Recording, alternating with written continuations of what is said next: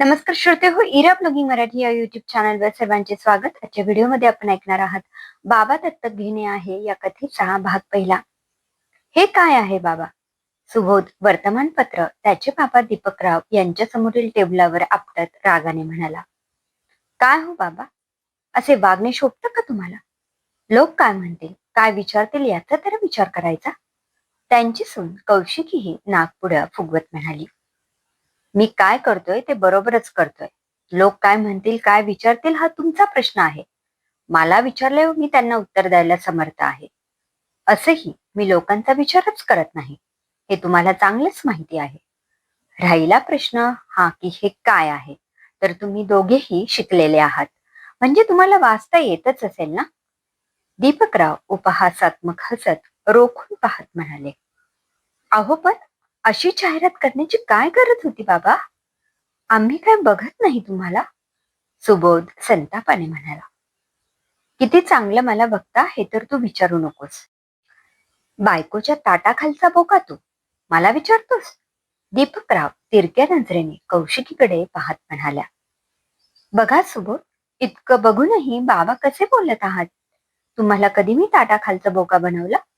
घर आणि ऑफिस दोन्हीही सांभाळत मी तारेची कसरत करते, हे दिसत नाही यांना? कौशिकी चिडून म्हणाली, ए बाई, मी तुला बोलतच नाही, मी माझ्या मुलाशी बोलतोय, समजलं?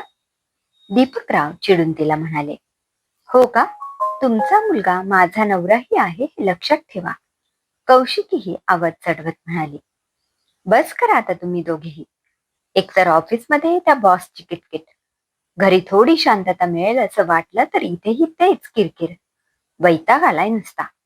सुबोध चिडून कपाळावर बोट चोळत म्हणाला, बस, अजून 2-3 दिवस सहन कर. कोणी ना कोणीतरी येईलच मला दत्तक घ्यायला, तेव्हा तुम्हाला या घरात शांतता मिळेल. दीपकराव टेबलावर हात आपटत म्हणाले आणि ते तिथून जाऊ लागले. हा हा, वाट बघा, तुम्हाला दत्तक घेणारा कोणी वेडाच येईल. कौशिकी उपरोधक हसत म्हणाली, असू दे, वेडा हा तर वेडा. तेवढीच मलाही तो वेडेपणा अनुभवायला मिळेल आणि सोबत शांतताही. असे म्हणत ते तडक रूम मध्ये गेले. जाणाऱ्या दीपकरावांना ते दोघे जोराने श्वास घेत पाहण्याशिवाय काहीच करू शकत नव्हते. बाबांचं वागणं मला तर समजण्याबाहेरच आहे, तो वैतागत डोक्याला हात लावत म्हणाला. तुम्ही टेन्शन नका घेऊ सुबोध, एवढ्या वयस्कर माणसाला कोणी दत्तक घ्यायला येईल असे मला तरी वाटत नाही. त्यांचा स्वभाव माहिती आहे ना तुम्हाला. ते शांत झाले की होतील, बोलू आपण त्यांच्याशी. ती त्याला दिलासा देत म्हणाली. त्याने फक्त हुंकार करत सुस्कारा सोडला. दीपकराव त्यांच्या पत्नी, मुलगा, सून आणि छोटा नातू शिवम यांच्यासोबत राहत होते. दीपकराव थोडे सनकी होते. त्यांच्या जिभेवर नेहमी कारल्याची कडू चव असायची. काही दिवसांपूर्वीच त्यांच्या पत्नीचा हृदयविकाराच्या झटक्याने निधन झाले होते. तेव्हापासून तर त्यांचा स्वभाव आणखीनच चिडका बनला होता. त्यांच्या तब्येतीसाठी कौशिकीने त्यांच्या खाण्यापिण्यावर लगाम घातला होता. त्यांचे कोलेस्ट्रॉल कमी जास्त होत होते, म्हणून ती काळजीने त्यांना समजवण्याचा प्रयत्न करत असायची. पण त्यांना मात्र ती मनमानी करते असेच वाटायचे. सुबोध तिच्या बाजूने बोलला की ते चिडायचे. त्याला बायकोचा बैल म्हणायचे. दीपकराव बाहेर गेले की उघड्यावरचे चाट खायचे, ज्यामुळे त्यांच्या तब्येतीवर परिणाम व्हायचा. गोळ्या औषधेही वेळेवर घेत नसत. मग ते आजारी पडले की सगळं घर डोक्यावर घ्यायचे, ज्यामुळे कौशिकीची चिडचिड व्हायची. एकदा नाश्त्याला पराठे केले होते. त्यांच्यासाठी कमी तेलाचे पराठे केले होते, पण त्यांना तुपाचे पराठे खायचे होते. ते खाण्यासाठी घेऊन बसले तर कौशिकीने ते काढून कमी तेल व मिठाचे पराठे दिले. त्यावरून ते चिडत सुबोधला कडवटपणे म्हणाले, बघितलेच का रे, तुझ्या बायकोने ताटातले पराठे काढले आणि हे असे बेचव पराठे दिलेत मला.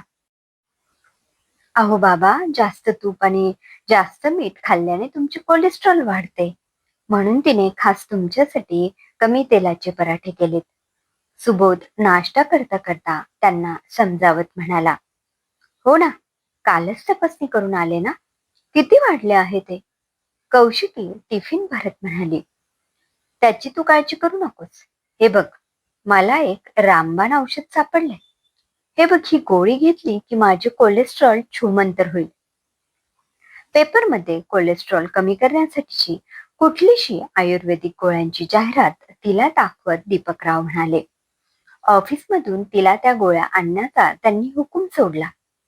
अहो बाबा, ते सगळं फसवं असतं. उगीच अशा जाहिरातींना बळी पडू नका, ती रागात म्हणाली. तुला सांगितले तेवढे कर. बाकी जास्त काही बोलू नकोस. तुझ्या पदरच्या पैशाने आणायला सांगत नाहीये. तुला पैसे पाठवलेत त्यातून आण. ते पेपर तिच्या समोर करत म्हणाले. अहो बाबा, पैशाचा विषय नाहीये हो. जाऊ दे, तुम्हाला सांगून काही फायदा नाही. मला ऑफिसला उशीर होतोय. आणते येताना मी गोळ्या. ती टिफिन सोबत तो पेपरही पर्समध्ये ठेवत चिडून म्हणाली आणि जाऊ लागली.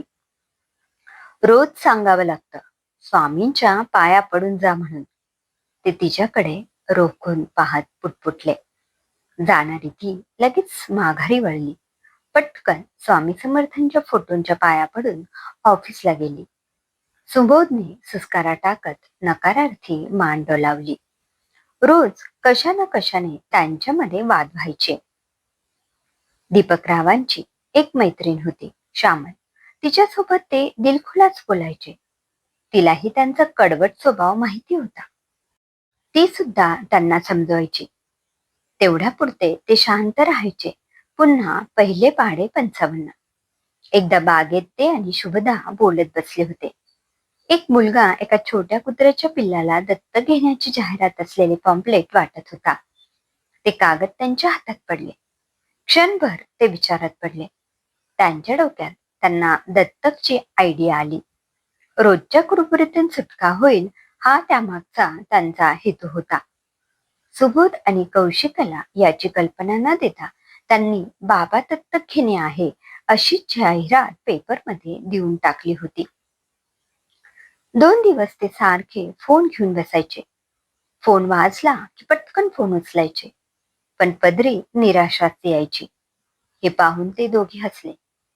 सुबोध थट्टा करत म्हणाला, बाबा, हा वेडेपणा सोडा. कोणीही येणार नाहीये. उगीच का आस लावून बसता. तू हास बेटा, पण मला खात्री आहे कोणीतरी येईलच, ज्याला खरंच बापाची कदर आणि गरज असेल, ज्याला बापाची किंमतही असेल. दीपकरावही तिरकस हसून म्हणाले. तेवढ्यात त्यांचा फोन खणानला. त्यांना सगळी माहिती दिली. पलीकडून कधी येऊन यायला अशी विचारणा झाली तेव्हा कधीही येऊ शकता असे दीपकराव सुबोधने कौशिकीकडे पाहत हसून म्हणाले. ठरल्याप्रमाणे दुसऱ्या दिवशी सकाळी दीपकराव बॅग भरून तयार होऊन त्या माणसाची वाट पाहत होते. त्यापूर्वी त्यांनी सुबोधला त्यांची 2 लाखांची सेविंग बँकेतून काढून आणायला लावली. त्याने ती काढून आणली. बाबा, जाणे गरजेचे आहे का? तिथे अनोळखी लोकांजवळ कसे राहणार तुम्ही? पुन्हा एकदा विचार करा. सुबोध तोंड बारीक करून म्हणाला. ते अनोळखी नाही. आता माझा मुलगा आणि सून आहेत. मी पूर्ण विचार करूनच निर्णय घेतला आहे. माझ्या पैशांवर तुझा डोळा आहे ना? 2 लाख रुपये बघून डोळे फिरले असतील ना तुझे? कुत्सितपणे हसत ते त्याला म्हणाले. त्यांचे कडवट बोलणे त्याच्या मनाला खूप लागले. तो पटकन खिशातले त्यांचे पैसे काढून देत त्यांना म्हणाला, पैशाची हाव मला नाही बाबा. तुमची काळजी वाटते म्हणून म्हणालो. कळलं कळलं, तुमची नाटकं, असे म्हणत त्यांनी ते पैसे खिशात ठेवून घेतले. ते पुढे काही बोलणार तोच दारावरची बेल वाजली. त्यांनीच दार उघडल्यावर एक तरुण जोडपे हसत मुखाने आत आले. दीपकराव तुम्हीच का? त्यातला तरुण पुढे येत आदबीने विचारले. हो, मीच आहे. दीपकराव त्याला न्याहाळत म्हणाले. हो का? बाबा, नमस्कार करतो. प्रेमाने त्यांच्या पायाशी तो झुकला आणि त्याच्या बायकोलाही नमस्कार करायला सांगितले. त्यांच्या अशा कृतीने दीपकराव भारावून गेले होते. बाबा, मी मानव आणि ही माझी बायको ओवी. तुम्ही तयार आहात ना? चला, निघायचंय ना? टॅक्सी उभी केली आहे म्हणून म्हणालो. बॅग पाहून तो म्हणाला, हो चला जाऊया. दीपकराव बॅग घेऊन निघाले. मानव पुढे येत ती बॅग घेत म्हणाला, तुम्ही राहू द्या बाबा, मी घेतो बॅग. त्यांनी हसून मान डोलावली. एक मिनिट, मला एक विचारायचे होते. सुबोध मानवला थांबवत म्हणाला. तो हुंकार भरत त्याने होकार दिला. बाबांना दत्तक घेण्याचे कारण सांगाल? सुबोधने विचारले. बाबांचे प्रेम आणि माया मिळवण्यासाठी लहानपणीच माझे आई वडील देवाघरी गेले. परवा पेपरमध्ये जाहिरात वाचली आणि आलो. मानव सुबोधला म्हणाला. मिळाले ना उत्तर तुला? आता निघू का आम्ही? दीपकराव रोखून पाहत म्हणाले. इतका वेळ शांतपणे बघत असलेला छोटा शिवम त्यांना म्हणाला, आजोबा तुम्ही कुठे चाललात? हे सर्व काय चालले आहे हे त्या छोट्या जीवाला काहीच माहीत नव्हते. मी आता या काका काकूंसोबत राहणार आहे. तुला माझी आठवण आली तर तू ये मला भेटायला. बाय शिव. ते त्याच्या गालावर पप्पी घेत जाऊ लागले. जाताना ओठ तिरपे करून सुबोध आणि कौशिकीकडे त्यांनी पाहिले. सुबोध आणि कौशिकी यांना वाईट वाटत होते.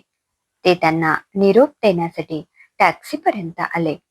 दीपकरावांनी सुबोधाची भेट घेतली आणि ते नव्या घरी मानवचे बाबा म्हणून नव्या प्रवासाला निघाले.